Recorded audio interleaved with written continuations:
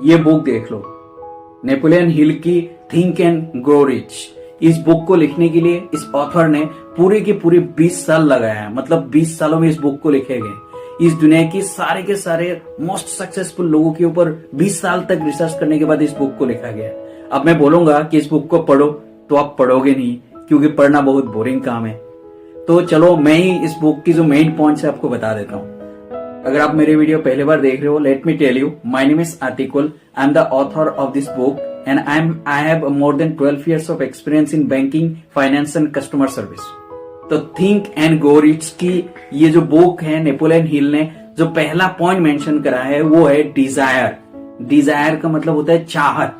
मतलब एक चीज है कि आपको क्या पाना है, आप क्या चाहते हो, और एक है कि आपका गोल क्या है, टारगेट क्या है। तो चाहत और गोल में डिफरेंस ये है कि जो गोल्स है ना वो आप सिर्फ बनाते हो, टारगेट बनाते हो, लेकिन चाहत वो होता है कि एक उस टारगेट में से उन गोल में से एक स्पेसिफिक चीजें आप सिलेक्ट करके लेते हो जिसको आप चाहते हो। मतलब आप दिल से, दिमाग से चाहते हो, तो आप अपनी जिंदगी में आगे जाके सक्सेस होंगे। सक्सेस आप होगे नहीं होगे ये डिपेंड करता है कि जो आपका गोल है उसमें से उस गोल, एक स्पेसिफिक गोल को आप कितनी दिल और दिमाग से चाहते हो। तो आपका चाहत जितना स्ट्रांग होगा इतना ही आपको गोल, आपका जो गोल है वो फुलफिल होने की जो ऑप्शन है, चांसेस है, वो बढ़ जाएगा। तो इस बुक की जो नेक्स्ट पॉइंट है ये है डिसीजन।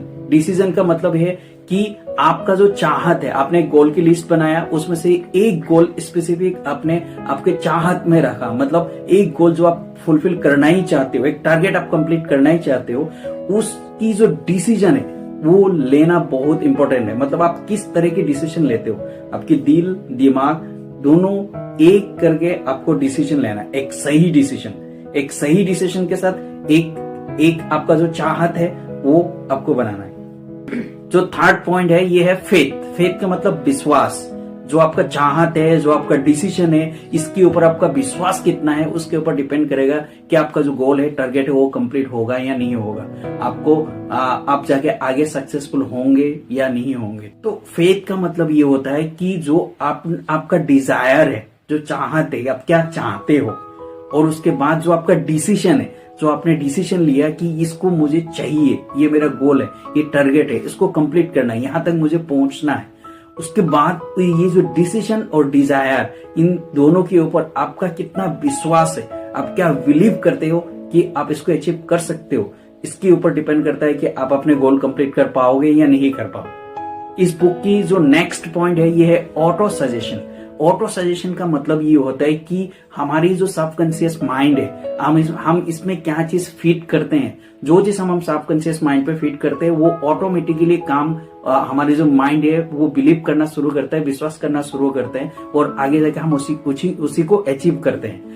तो ऑटो सजेशन का मतलब होता है कि हम अपने बारे में, खुद के बारे में क्या बोल रहे हैं, क्या सजेस्ट कर रहे हैं। मतलब अगर आप खुद के बारे में बोल रहे हो कि मैं कैपेबल नहीं हूं, मैं ये नहीं कर सकता, तो ये एक ऑटो सजेशन है। अगर आप खुद के बारे में बोल रहे हो कि हाँ मैं कैपेबल हूं, मैं विश्वास करता हूं, मैं बिलीव करता हूं कि मैं कर सकता हूं और मैं इसको करके दिखाऊंगा, तो ये एक पॉजिटिव ऑटो सजेशन है।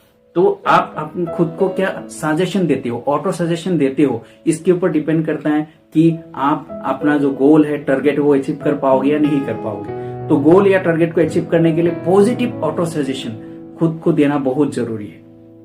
तो इस बुक की जो आखिरी पॉइंट है ये है परसिस्टेंस। परसिस्टेंस का मतलब ये होता है कि आपने एक टारगेट बनाया, डिसीजन लिया आपका डिजायर के ऊपर, उसके बाद आप उस पर बिलीव करके, विश्वास करके आगे जाके आपने उस चीज को अचीव किया, और आगे जाके आप उस चीज को कंटिन्यूअसली करना चाहते हो, तो उसको बोलते हैं परसिस्टेंस। और परसिस्टेंस का एक और मीनिंग ये होता है कि अगर आप कोई भी चीज अचीव ना भी कर रहे हो, रिजल्ट ना भी मिल रहा है, फिर भी आप उस चीज को कंटिन्यूअसली करते जाते हो, उसको बोलते हैं परसिस्टेंस। तो ये जो परसिस्टेंस है ना, ये बहुत जरूरी है। मतलब एक जगह पे रहना और उस चीज को करते ही रहना, इस विश्वास पे, बिलीव पे कि ये कभी ना कभी मैं अचीव करके दिखाऊंगा, उसको बोलते हैं परसिस्टेंस। ये 5 मेन पॉइंट है इस बुक की। अगर आप इसके बारे में और डिटेल में जानना चाहते हो तो आप इस बुक को पढ़ सकते हो। और ये इन्फॉर्मेशन अगर आपको अच्छा लगा तो प्लीज आगे शेयर करो।